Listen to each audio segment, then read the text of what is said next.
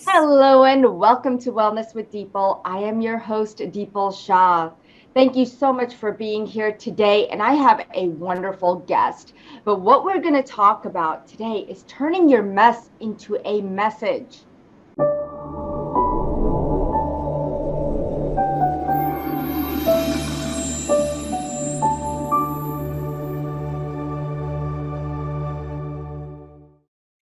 Sometimes we think that our mess is just messy. We don't think about it as, is it a message? Could it be something more? And then we have all this guilt and blame and shame and all these emotions that don't help us to thrive. But what if your mess, whatever it may be, can be your message and help you thrive?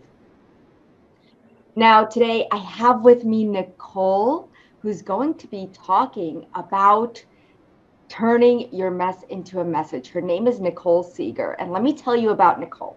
Nicole is a mom, an international best-selling author, ceremonialist, facilitator, energy healer, and all-around modern woman. Nicole finds great joy in empowering others along their path of self-realization and transformation. She has been facilitating women's circles, modern medicine women training, embodied empowerment workshops, conscious parenting workshops, and private retreats. And utilizing her background in family counseling. She's also learned Reiki.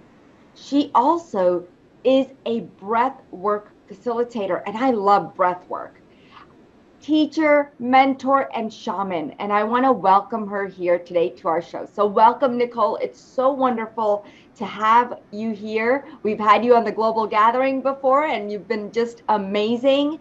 And so, I wanted to bring you back and really connect with you and have you connect with all of our audience. So, thank you for being here, Nicole. Thank you so much for having me. So looking Yeah. forward. Yes. So my question is, and I know before we got started, we were talking about how you got here, and I'm so intrigued by shamanism and just the power of medicine woman. And I love that. And how did you come to this point in your life? Good question. I think life truly initiated me. I had no choice. And it's not like I woke up when I was four saying one day I'm going to be, a medicine woman. I wanted to be a vet when I was a little girl. So, life took me on a different turn. But yes, I was initiated by life and three near-death experiences. And yeah, always when I was little, I asked for these elders, for these wisdom keepers to come into my life and to teach me about mysticism and mystery and healing and energy and how people actually work rather than what we think how they work. And I got into all of this through a self-initiatory process by asking always these questions. And after my three near-death experiences, I was like, okay, there is definitely way more to life and death than we think. And I started studying with different elders from indigenous tribes, and I was initiated into a Native American tribe, the Tahltan or Nahali people of northern British Columbia in Canada. And yeah, it just snowballed and kept snowballing from there, where I never stopped asking questions about what else can I learn? How else can I expand, my consciousness so I can serve humanity, so I can serve people all over the world. And that's what I've been doing. Never really putting myself out there and people just finding me in mysterious ways, which I always, thanks, universe. That's how that works. Yeah. I love that. So how old were you when you started asking these questions? Because a lot of times, I mean, when I was young, I had no idea. Yet my daughter, who ever since she was 3, 4 years old, she would come to me and she would literally have these moments and she would be crying. And I'm like, well, what's wrong? And she's like, I want to understand, why are we here? And Mm. she was so emotional about it. And I didn't understand. I didn't know what to tell her and how to guide her. So, how young were you when all of these questions were coming to your mind? Because now it feels like this generation of children are asking more of these questions at a very young age. Absolutely, including my kids. Same thing. I remember being very young and I grew up in Germany, and Germany being pretty heavy, as a country, and dense. Thank God I had a mother who was pretty open minded, but even she could not still my thirst for that knowledge that I had. Where are we from? Where are we going? Why are we here? What are we doing here? And how do we get there? And how am I going to find out? And you need to tell me. And I think I was as young as I could speak, literally, always Wow. curious. And same with my daughter now, except that she has the knowledge. She remembers where she comes from. She remembers past lives. She remembers all these things. And Yeah. she's actually teaching me. So yeah, there's so much about that new generation, right? The new star seeds, Yes. yeah. Yes, the indigos. So now, how did you come in contact with all these, was it Indians you said? The culture and get initiated. How did that happen? It happened organically. At that time, I was assisting a Celtic shaman. I was her assistant, and I always asked to be part of something bigger, something of a tribe, something of a community, rather than what I was born into. It was not enough. Germans. Is there a tribe? Is there a clan? Is there like a community? No, there isn't. So I was always looking for that. And we were actually on retreat, and we had an elder of the Nahali tribe with us, and it came there, everything came together that I was initiated on that retreat from that elder, where I was like, wow. Yes, and from there my journey started, and it was a very interesting journey, because oftentimes in shamanism, initiations come with truly life-changing aspects that you never expect, or you don't actually know what to do with, but then they ripple effect and snowball into something much deeper and bigger. So that was 6, 7 years ago now. Yeah. Wow. So, what is an initiation like? Because, a lot of times I find that people don't really understand what an initiation is and how it can benefit you. Um, and so if you can explain to us what you experienced and what it is.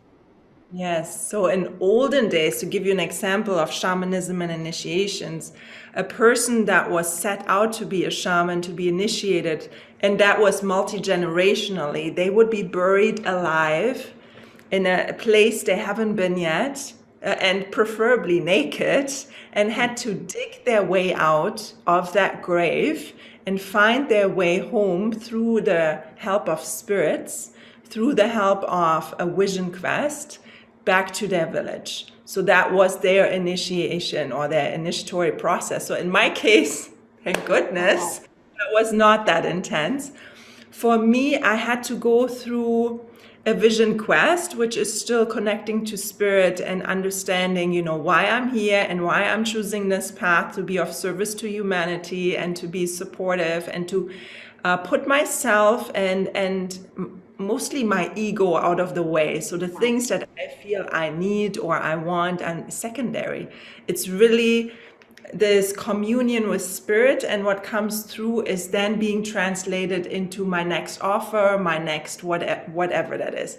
So it was truly, mine was a ritual and a ceremony. It was dance, it was song. The Taltan have a traditional costume with a big button blanket I was wrapped in. I could almost Wow. not lift it. It was like 50 kilos heavy, and there was smoke all around me and singing, and there were gifts and there were flowers, and there was, yeah, it was profound. It really felt like one of these very special moments in your life where life changes. Yeah. That's amazing. That's amazing. The only time, well, I have been initiated by a shaman, but I experienced true initiation when I became a Reiki master. And even in my Reiki level 1 and level 2, you get initiated. You've done Reiki, right? So you do go through that initiation, but it's just it's not as expansive as this of dancing and smoke coming out. But I think every initiation is different, right? What do you think? Absolutely. And I mean, I know with the Reiki, I'm a Reiki master teacher as well. And the attunement, even when I attune people now, like every single attunement for me is different. Every single experience is different, and everybody experiences it differently too. But with the shamanic initiation, it's way more an internal process. It's something that Oh, happens from wow. it is this communion with your divine self and with spirit self, where you actually make a pact. You have an understanding that you are part of everything that ever existed, like we all are, but you're beginning to understand the bigger picture of that and the repercussions of the commitment you're actually making. So Wow. it's deep-seated, agreement, I would say. Wow, it just sounds so deep and so profound and beautiful. And we are here talking about how we can turn our mess into a message. So tell us how you turn your mess, because I just can't see that, but I know everybody has that part of them that is messy. So share with us about how you turn your mess into a message. Absolutely. It's kind of like turning karma into dharma, right? It's this, we come in with a certain load of stuff, and then when we're little, there's all these conditionings around us, and what we begin to understand who we're supposed to be and what we're supposed to look like and what we're supposed to do with our lives. And oftentimes it becomes messy because we are losing track of who we truly are. In my case, I really lost my sense of self and who I was, and mostly my voice. Everything was always connected to me, not being able to truly speak my truth when I was young. I was invisible in high school. I literally had a whole year where my teacher forgot to give me a report card because I was invisible in his Wow. class.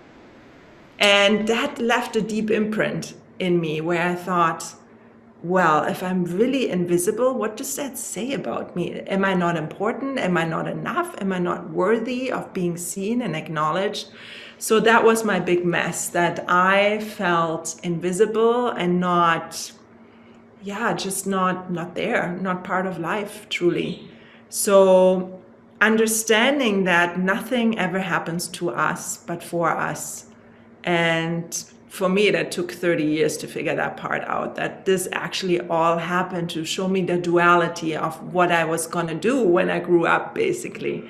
So taking these initiations of life, this hardship, this challenge, this feeling invisible, this not being enough, and turning it into now empowering women in their voice, speaking up, speaking their truth, stepping into their power as a medicine woman, stepping into their purpose, understanding why they're here, and so on. And I feel for every single one of us, we have this gift, we have this dharma, we have this purpose that wants to be lived through us, that wants to be breathed through us. And oftentimes it's the path from understanding that is actually not that big. It's more dusting off all the things that we thought we are supposed to be, releasing the conditions and the programs of society and even our parents, our schools, our teachers, you name it, and then going, what do I actually really love? Why am I, so excited by certain things and not by others? And then following that path and without fear. I think that's the biggest part, that we Yeah. get scared of our own power. Whoa, what would happen if I would follow my joy? You know? And I completely understand that, because I was there once, and the clients that I work with, I hear it all day long. And it's almost like this fear of freedom, Yes. because we forgot what that joy feels like, or we never had it, and so we've never been in touch with it. And it's so wonderful for what you do. So what is your biggest hope for humanity at this time? My biggest hope is freedom for humanity, that we can step back into the place of liberation where we all have our own choices, can make our own decisions and speak up when we want to, and do or do not things if they don't feel right, they don't resonate. It's to give really freedom and liberation back into our hands, especially if I look at children nowadays. You know, how much freedom do they have compared to us? Even it's already a huge shift. Yeah. So I'm really hoping that we understand that the things we seek and we want, they start from within and not to be found on the outside. They cannot be compensated with, they cannot be bought or even taught. They can only be remembered. Yeah. That's beautiful, Nicole. And that's a great point that you brought up, because seeking inside, and I feel like a lot of people find that hard to do and a lot of work, going within. And then that fear comes in as to, or do I really want to tap into this? I mean, I've already forgotten about it. You know what I mean? Why should I tap back into it? Why should I go inwards? What is your recommendation about that? I understand that part very well. I was there too. It's mostly fear holding us back, right?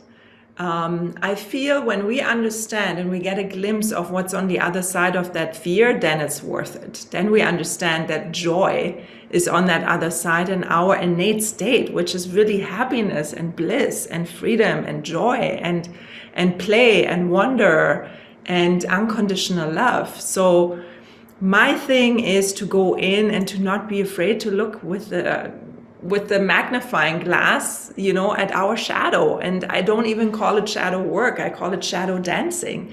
Call it having conversations with our inner self and say, why am I afraid of this? What is my relationship? And in shamanism, everything is about relationship. What's relationship with myself? What's my relationship with the world? What's my relationship with everything, nature? With my parents, with my family, my friends, my job, and then just digging one step deeper. So starting to become really curious and asking questions. Why am I afraid of a certain thing? What is holding me back to fully step in and enjoy? Most people wake up in the morning and they're already in dread about what the day might bring. And I think that's a great beginning, sitting in silence and just listening in. And being the observer, being the witness to activate that consciousness seed that lives within every single one of us, and letting it grow and understanding that this is a process. It's nothing that happens overnight where we just boom, remember. People think the great awakening and then boom, here I go and I remember. No, it's not like that. It's a process, and it can be really interesting one too. Yeah. And I love the process. I do, even though, I would say that I am a little impatient at times, and I want the process of anything to move a little quicker. But I have found myself to slow down and just allow, and when I allow, I learned so much through that allowance, right? Because I feel that's why the process gets extended at times, and that's why patience is needed, because there's so much to learn in the gap of that. Absolutely. Right? Yeah. Yeah. And people often get that part of the integration, when we learn something, not to hop on to the next thing, but to actually really deeply embody it. When I look at people and they think spirituality needs to have a certain face, it needs to look a certain way. When I look at people that are happy, that are truly living, adults that go to the playground and they sit on the swing and they go down the slide and they celebrate and they laugh. For me, that's spirituality. That's truly being alive. Yeah. And most of us have lost that somewhere along the way, thinking that, no, we need to adult, we need to be serious, but do we? I don't think so. Yeah. I 100% agree, 100%. So, is there anything else that you'd like to share with our audience that about your message, or about our messes? that you would like to share before I ask you what kind of services you provide. But I just wanted to see if you had any one last word. I think the most important thing is really to remember how beautiful, how resourceful, how powerful we all are. That everything we seek lies within us, and that it only takes a little effort of looking in rather than outside. And that even our biggest healing tools are found within. If I think about women and going to all different kinds of events in Bali, this is so common. You do one thing in the morning, and then you go to yoga, and then you have this and this and this. And I always say, you forget that most of these modalities are already within you, like your voice. Your voice is exactly tuned to the frequency that you need for your own healing. So if we even utilize little things like that, humming, making sounds, sounding to ourselves when we're sad, when we're upset, when we're angry, can be so soothing. So that's just a little side note there. The toning, the voice is a massive tool for empowerment. Yeah, and I love that because I think voice is so important, and a lot of women and men are trying to find their voice and recognizing more and more that their voice was lost somewhere along the way. And it's just recognizing that they have a voice, first of all, right? And it's awesome that do you teach?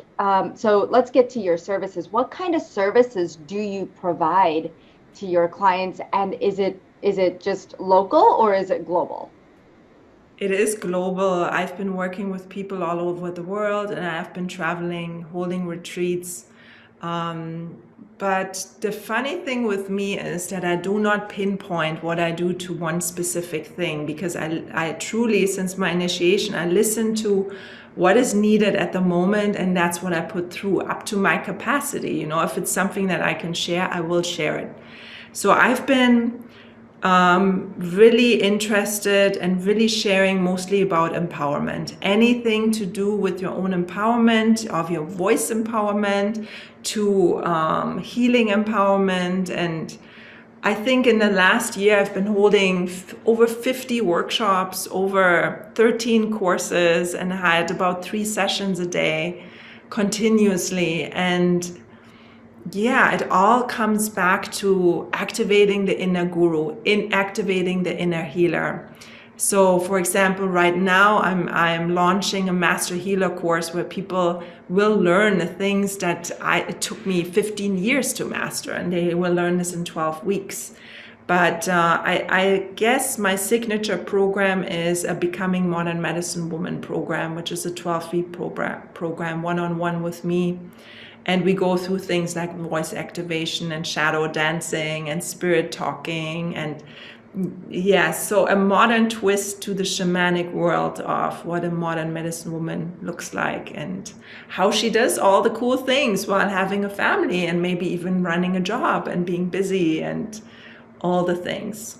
Yeah. And that's good to know that anyone can do this. You don't have to be sitting in a room and meditating. Right? Anyone can do this. So it's so wonderful. Where can people find you? As I'm still building my platform, almost to be revealed, the best way is Instagram, and my handle is Soulful Nomad Mama, spelled with a MOMMA, and everything is shared there. All my offerings. You can also find me on Facebook, Nicole Claire Seeger, or on directly over my Calendly link, just to straight book in, where I love taking people on a 30-minute free journey in a call and just already see what has priority for the soul, for the higher self, and what needs healing, what wants attention, and so on. So yeah, that's me. That's it. Awesome. Thank you so much, Nicole, for being here, guys. You can follow Nicole on Instagram, and she does amazing, amazing work. I love watching her and everything she puts out there. And again, we have experienced her work in the Global Gathering. So if you don't know about the Global Gathering, please do join us. It's a monthly event. It is global. We go live on Facebook, as well as you could join us within the webinar. Our next Global Gathering is coming up. We have one in October, November, December, and you can check out the dates on anandaforlife.com/global gathering. And if you'd like to connect with me, it's Dipal Shah at Ananda for Life. Thank you so much for being here, and thank you to all of our listeners. Thank you for your support, and namaste, everybody. Namaste.